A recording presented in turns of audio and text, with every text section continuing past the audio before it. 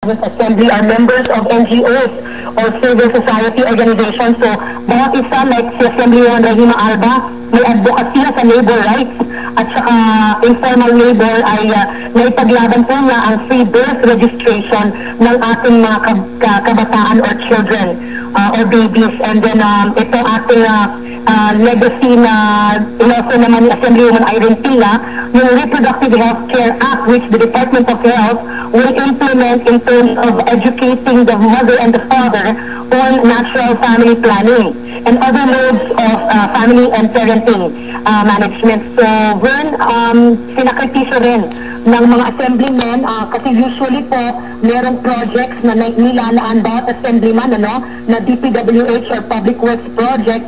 Ngayon po sa 7th Assembly last year ay pinondohan na lang po lahat ng mga para sa assembleya. Yung District Impact Project ay binigay na po lahat for sa DPWH projects ng ARMM para i-dedicate po siya sa national roads. So sana po ay maramdaman yan ng impact ng ating mga komunidad na yung mga tourism, strategic infrastructure, nakita rin natin siguro pa yung school buildings at yung mga ibang prioridad ng Army Farm Administration ay nabigyan ng pansin. So, yun ang mga ilan.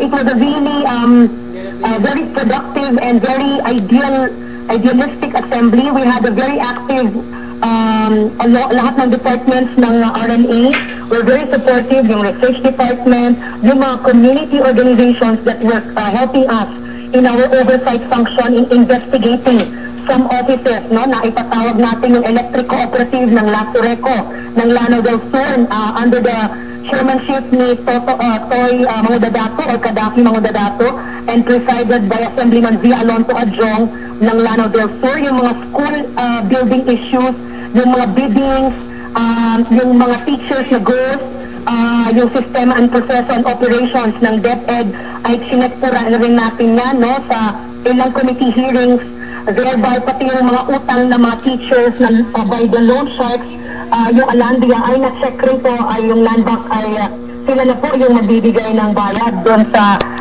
ilang utang ng mga teachers. So ilan po yun, Vern, na mga nagawa nitong napaka-activated functional assembly. Okay, so sa mga tuwid, Madam, kayo lamang tatlo ang maaring maiiwan na mga appointed assemblyman or representative. The rest ay magtatapos na po yung kanilang termino. Yes po, Vern. That looks like it out of the 27th, kasi nasa Organic Act po, nasa batas na percentage ng whole number of the assembly is dedicated to sectoral representatives. Fisher folk, farmer folk, women, youth. So, tatlo po ay nakalaan para sa sectoral representatives, and we're hoping that kami nga ni Moco Def Bionato ng IP, representative natin coming from the tribe dito sa UP, at si Yasin Naga, formerly from the Department of Agrarian Reform, ay manatili po sana. Now, no less than the governor himself ay sumaludo dahil dito sa inyong grupo, itong 7th Regional Assembly. Sabi niya, ito yung very working assembly. At the same time, yung inyo lang palang mandate i-repaso lamang yung Republic Act 9054, yung para sa expansion ng ARMM. Pero maliban dyan, mukhang madami pa kayong mga batas, mga landmark legislation na nagawa.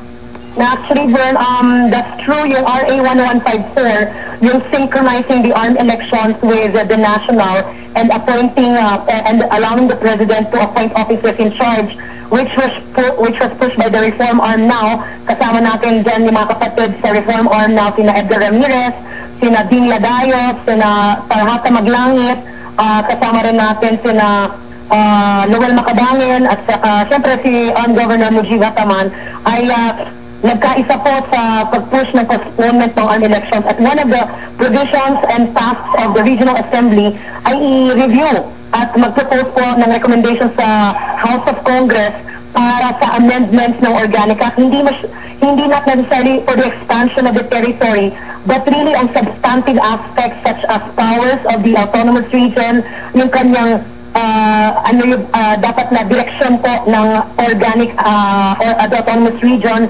For instance, sa aking committee po, as the chair of the education committee, ay sinulat ko po yung provisions wherein the education, the mainstream balanced with Islamic and Arabic and English education has to be a big platform and agenda of the autonomous region in Muslim Mindanao, because what is Muslim Mindanao without a strengthened Muslim Education Act or Muslim education? How do you foresee ARMM na undergoing reform at the same time ay tinitingnan din yung creation ng Bangsamoro entity in the future? Hindi ba masasayang yung reforma na kung saan ay pagdating ng Bangsamoro entity ay mabubuwag na rin ng ARMM?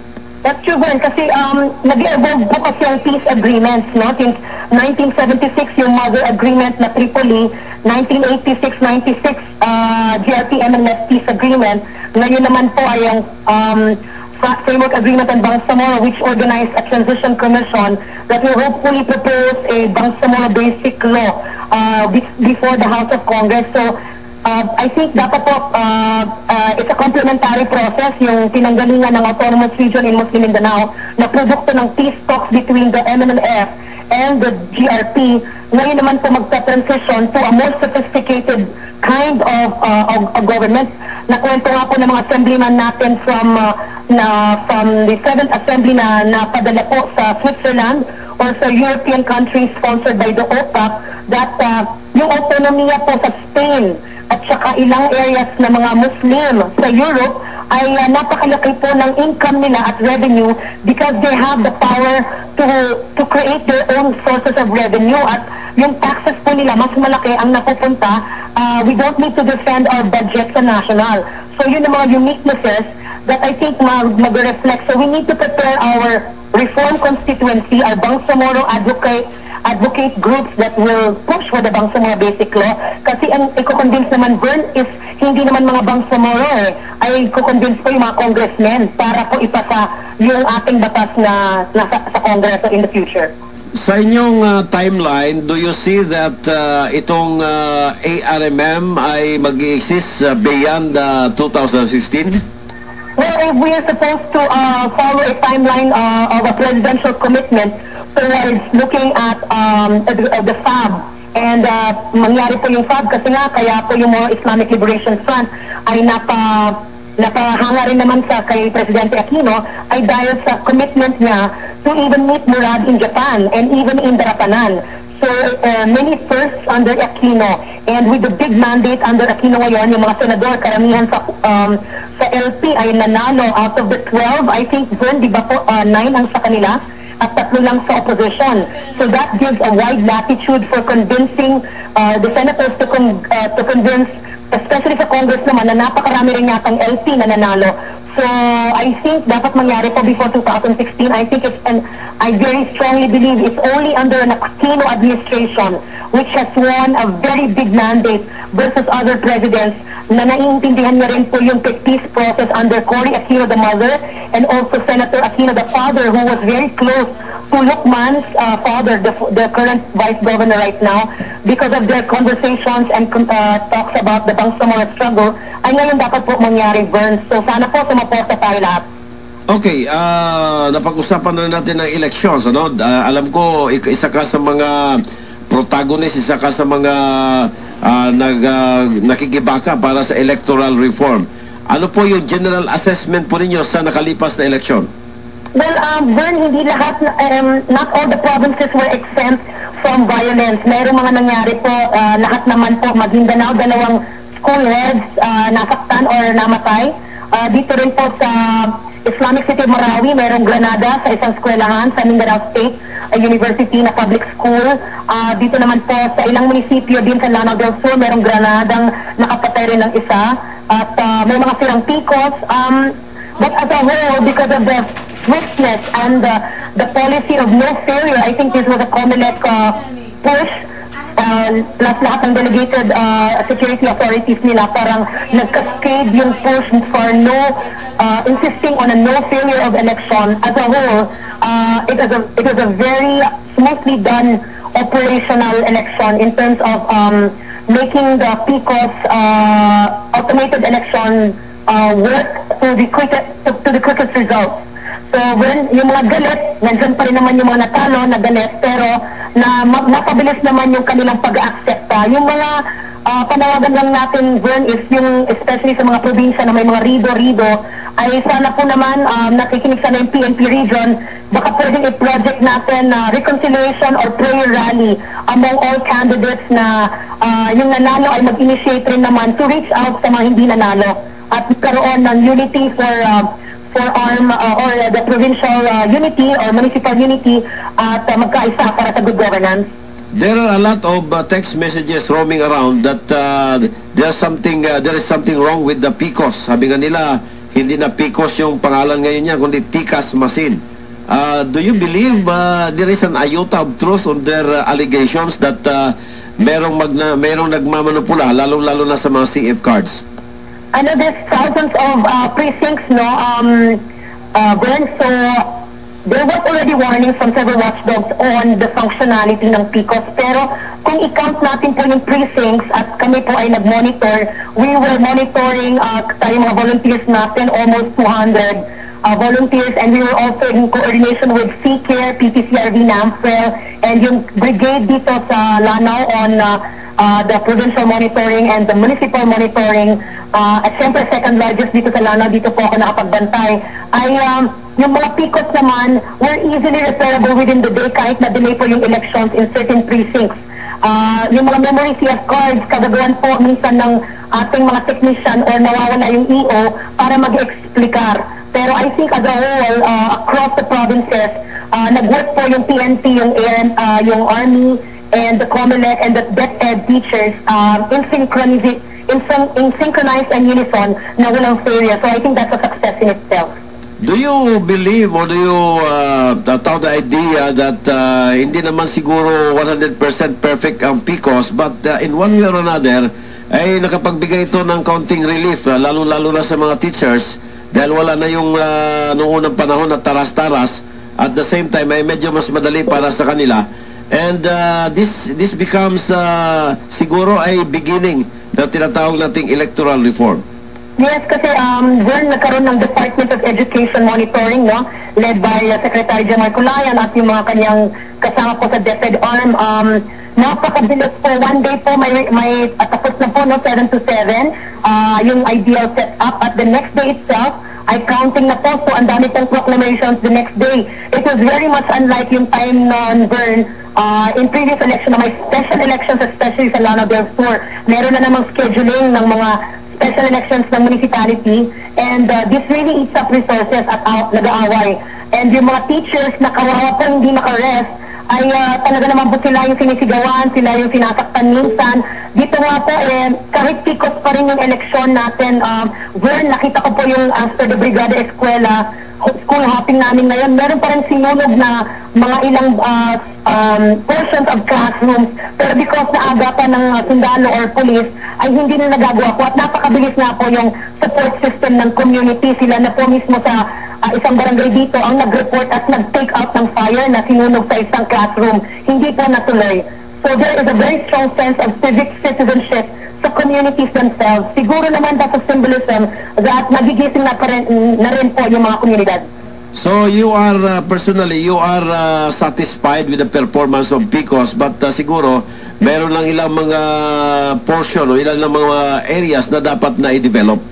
Yes po, I think it's about 1 week or several days before, preparations need to be more open and transparent so that the technicians also are able to educate others, kasi minsan nawawala yung technician at bog down yung nangyari sa presinto. So everybody is at a standstill. So I think merong quick response team system rin tayo, Vern, pag nawala yung itong memory card, paano yung backup. So ganun mga tipong strategies, tactics, or by the COMELEC or election officer para hindi po mag-standstill yung election process.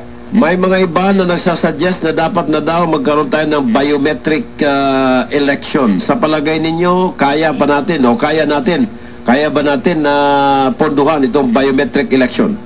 kung yung mga allegations na mga ilan, sinu-question nila yung mga ilang balota na meron na daw shading, ay hindi naman siguro papayag kami dito kasi may mga watchdogs naman po na dapat nag-file ng report.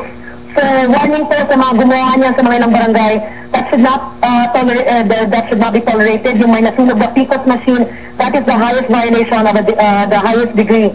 So, biometrics will ensure that the same person who is supposed to be voting is also reflected in the biometrics, in the computer itself kasi nakita yung mukha niya. Aha. Anyway, ma'am, iwanan natin sa delay yung eleksyon. Atin namang puntahan yung sitwasyon ng ating mga guro. And I believe you are very, very concerned. May mga, before pang eleksyon, may mga guro ng binaril at namatay. At the same time, marami ding mga naharas na mga teachers, mga unsung heroes na kung saan ay wala tayong mga documents. Pero in terms sa kanilang sitwasyon, yung sa kanilang mga incentives, ano bang mga nararapat na mairekomenda para at least kahit papano, sa matter of fact, marami pa mga guro nagre-reklamo ngayon, di pa nila natatanggap yung kanilang honorarium. Guro at saka mga technicians din na nagserbisyo sa eleksyon, yung mga DI, panawagan sana natin sa COMELEC, although I think this is nationwide, even in Manila, that pero special concern po burn ang AMM because ito yung sinasabi nating alleged cheating capital, and so let's reward naman the teachers who showed na hindi naman po dinelay o na-delay yung election. They really tried na may portigilan na on time yung ating pag-conduct. So yung hazard po or yung honorarium po sana nila na 4,000 ay ma-fast track na po yung release kasi may mga nagkaroon ng heart problems. If I already tried po sa ilang teachers po na siyempre sinisigaw-sigawan po ng mga watchers, tinatakot po sila, may mga nakita talaga ang classroom sir na talagang sinira yung mga upuan kasi nga may mga galit na mga tao. Gusto nila ito yung mangyaring resulta na hindi naman pwedeng i-magic naman po yung PCOS machine po, di ba? So sana po maintindihan po ng ating COMELEC National na on itself, the elections is very personal in the municipal level. Sometimes po, minsan, yung teacher talaga is a victim of emotional trauma within the polling area. So baka pwede ma-fast track po yung hospitalization kasi kailangan po ng ilan na nagpa-check up, napa-hospital dahil po sa minsan napaka-init po na environment of election day ng May 13. What about yung mga gurong nagbuwis ng buhay, Madam Assemblywoman, na meron ba tayo mga incentive na maaaring mairekomenda para sa kanila? Definitely, sir. I think that should, as part of the government organization, yung bureaucracy, hindi dapat po lang sinasabi natin yung unsung hero sila po. Pero they served the teaching force and they served during the democratic exercise of election. So, and during that period where we were preparing for election, kasi nga pinatay sila prior to the day itself of May 13. So, they already DEIs. Baka pwede, this is a form of recommendation to the DepEd region and the national to have their families, yung ito mga namatayan, to be secured, no? Kasi nga, meron daw silang dapat benefits, not just siguro retirement, not for the retirement, but I think yung karugtungan GSIS or other benefits that should be pertinent sa isang deceased po na empleyado.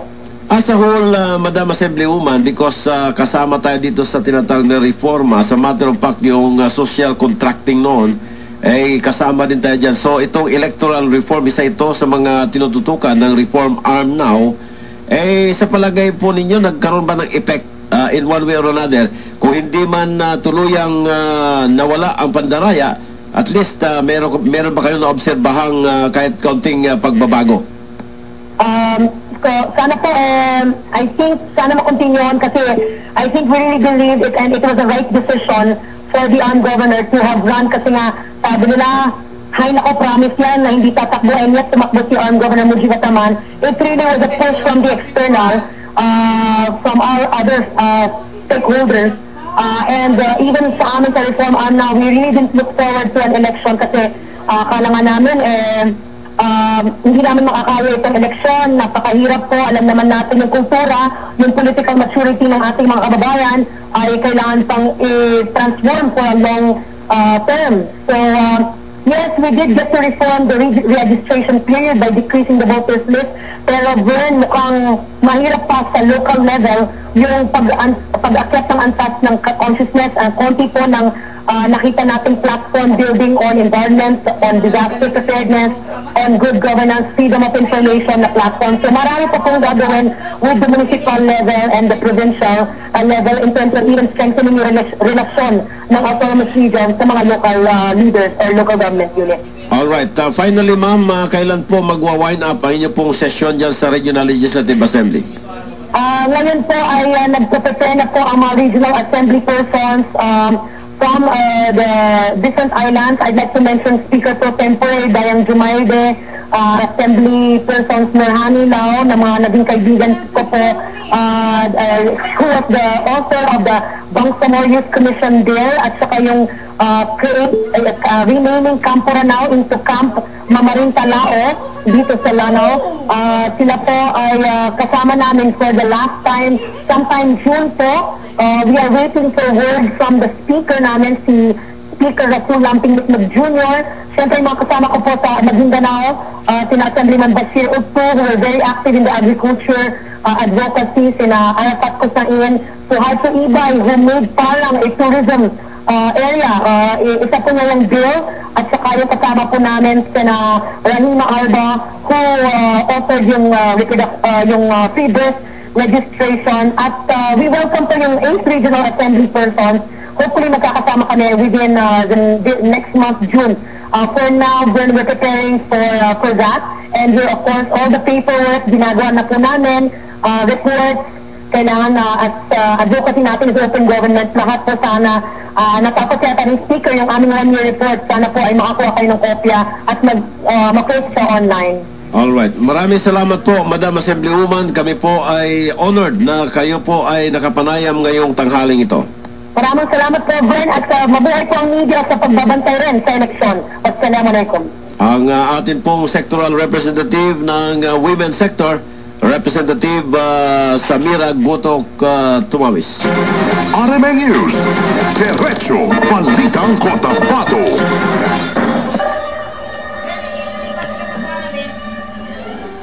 So mapalad po itong mga sectoral representative na hindi na magtatapos yung